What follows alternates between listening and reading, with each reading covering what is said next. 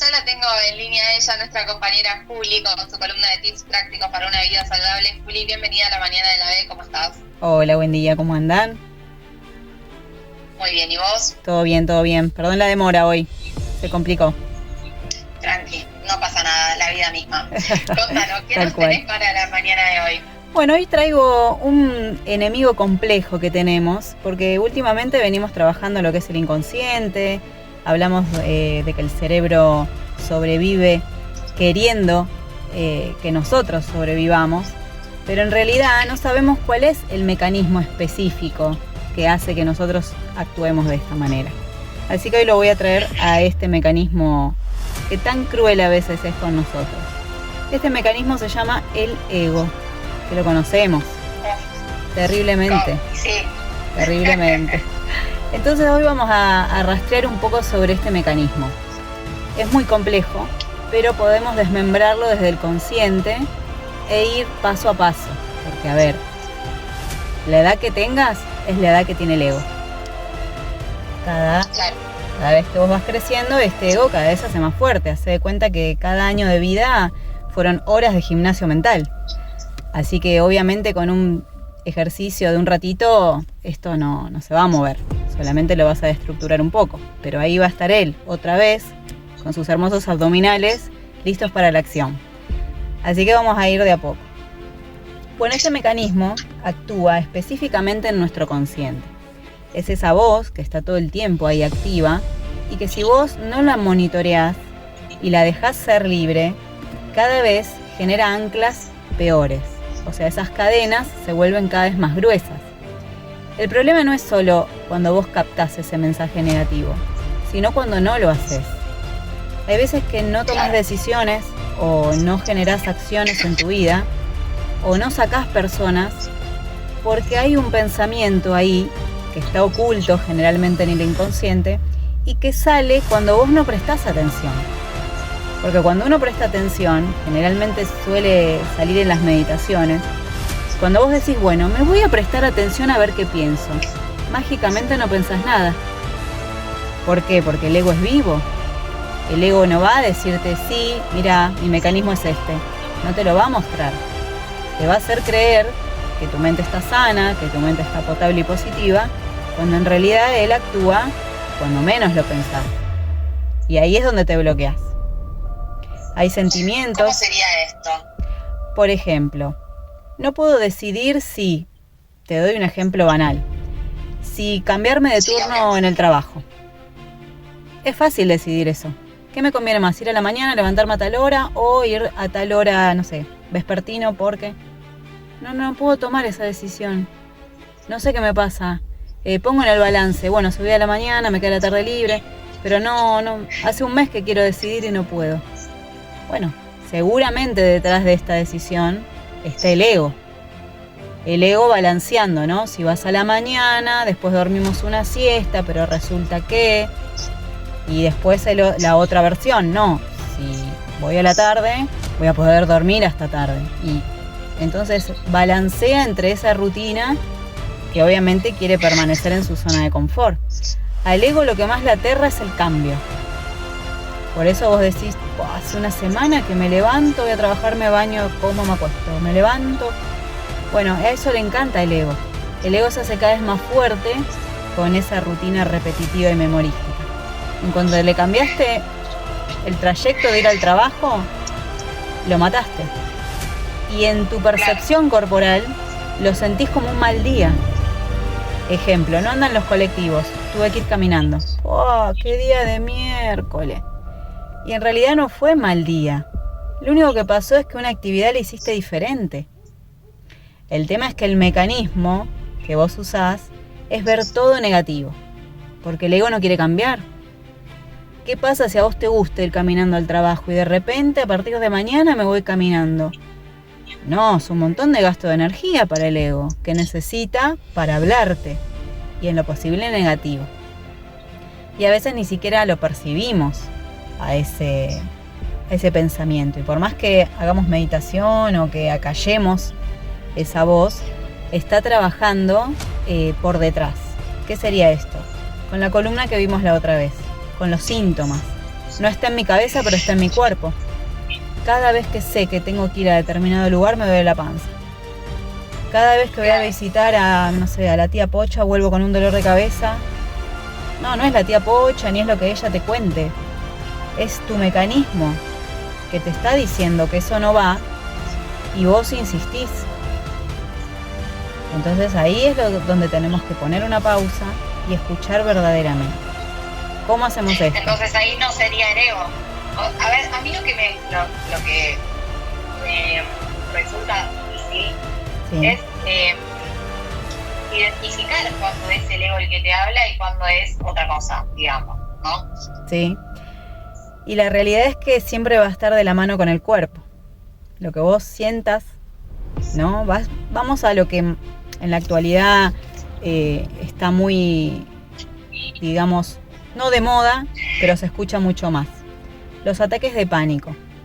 Viste que el ataque de pánico tiene síntomas previos, tiene síntomas durante y tiene signos posteriores. Entonces, cuando vos, cuando vos no identificás que tenés ataques de pánico, se te empieza a cerrar el pecho, no podés respirar, te transpiran las manos, jadeás, sentís que te vas a morir. Bueno, eso es lo primero que pasa. Y el pico del ataque de pánico es que el cuerpo se traba, como que sentís rigidez, querés ponerte en posición fetal. Y una vez que eso pasa, esa ola de crisis, el cuerpo se descontractura y sentís que te pasó un tren por encima. Así termina. Claro. Bueno, todos esos mecanismos, el cerebro los toma. Entonces, cuando tu cerebro está en la cresta de la ola, ¿cuál es el pensamiento? Me voy a morir. Me voy a morir. Y me voy a morir. Y sentís eso. En realidad, el cerebro te está hablando. Ese es el ego, diciéndote lo que te va a pasar. Y vos, si realmente pasaras tu ataque de pánico por el raciocinio, sabrías que son síntomas que no te van a llevar a la muerte. Obviamente si sufrís ataque de pánico, no es lo mismo tener un ACV que un infarto. Pero si vos estás diagnosticada con ataques de pánico y empezás a sentir que esa ola crece, si frenaras en ese instante y monitorearas tu mente, seguramente el pensamiento sería ese: me voy a morir. Pero si vos frenaras ese pensamiento y te dieras cuenta de lo que está pasando, es tu ego envolviéndote. No te vas a morir. ¿Qué pasa si te quedás en pausa literal y decís, bueno, que pase lo que tenga que pasar? Y te vas a dar cuenta que no pasó nada. Te doy un ejemplo más chiquitito. Mi hija el otro día me dice, la seño nos dijo que si nos portábamos mal, nos íbamos después de sexto. Ella está en tercero, sexto son los más grandes. La seño tomó licencia, vino otra maestra nueva y porque se atrasaron por otra cosa, salieron después de sexto. Entonces ella me dijo, ¿viste que vino la suplente? Y salimos después de sexto y no pasó nada, ma. No, hija, ¿qué puede pasar? Que se demoren un par de minutos. Pero mirá cómo la maestra generó un mecanismo de temor hacia salir después de sexto, y cuando ellos atravesaron la situación de salir después de sexto, no pasó nada. Claro, te das cuenta que no pasa nada. Ese temor fue en vano. Ahora, ¿qué pasa si no hubiera habido esa experiencia de transitar salir después de sexto? Hubiera sido ese fantasma, salir después de sexto. Y en su mente hubiera estado como un fantasma del terror.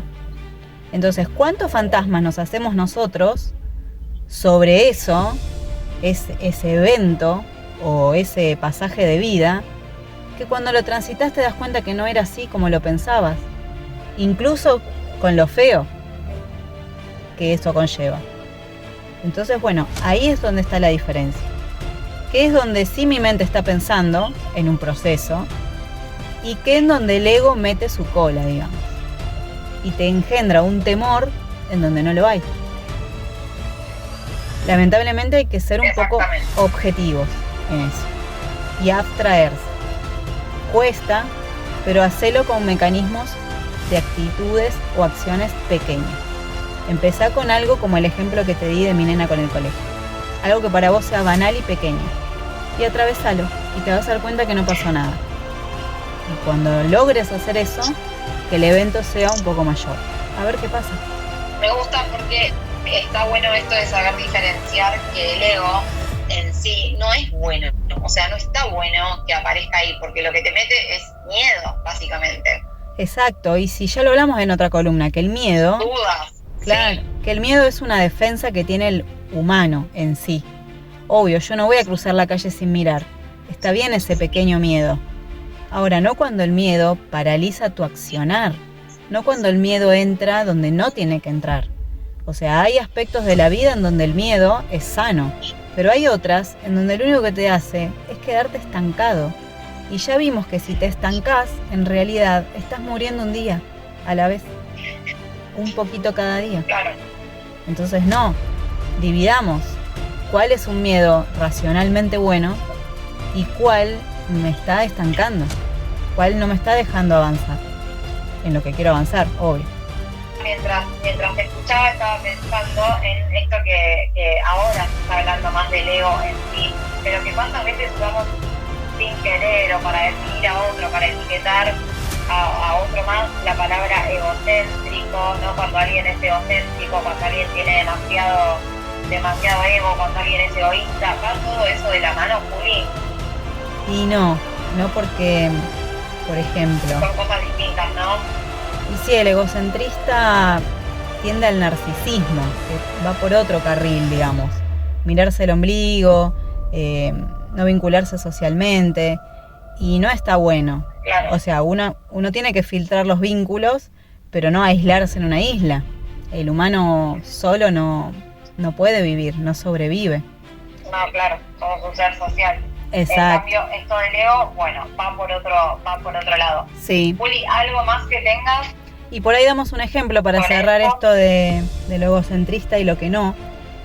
Por ejemplo, el ego. Imagínate que yo veo en Instagram una publicación de una persona que está mostrando lo que yo quiero lograr. Y rastreo ahí que el ego me dice, y vos no vas a poder.